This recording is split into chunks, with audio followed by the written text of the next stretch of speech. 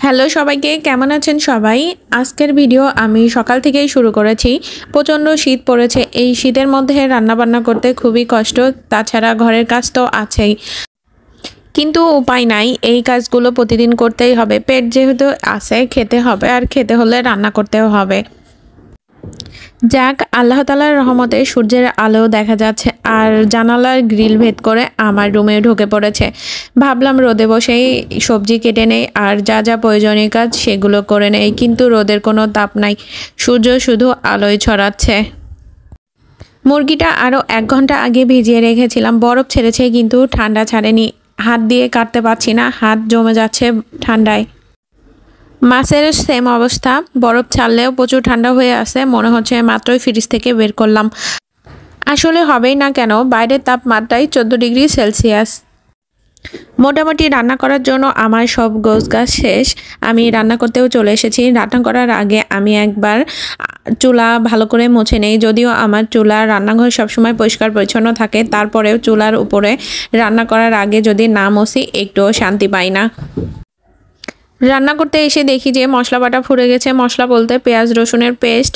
চুলায় অলরেডি আমি রান্না বসিয়ে দিয়েছি, এই জন্য তাড়াহুড়া করে পেঁয়াজ রসুন আর কাঁচামরিচের পেস্টটা বানিয়ে নিলাম।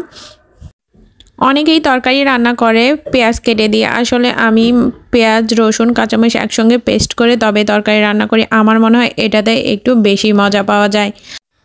এদিকে মাছগুলো ধুয়ে আমি অনেকক্ষণ মেরিনেট করে রেখেছিলাম, এখন বক্সে তুলে রাখবো।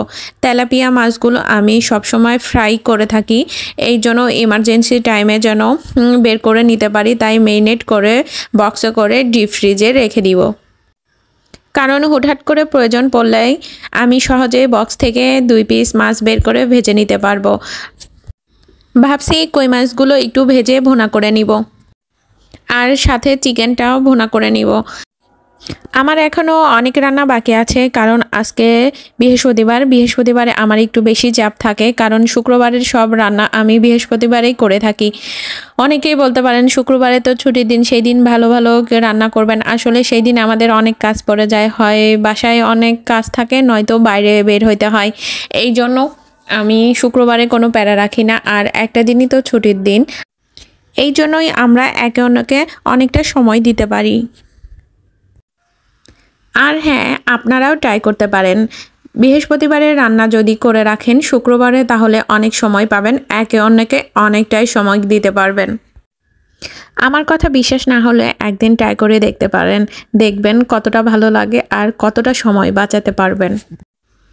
আমার এখনও অনেক কাজ পড়ে আছে, যেগুলো আমি অফ ক্যামেরায় করব। আজকে আর ভিডিও বাড়াবো না।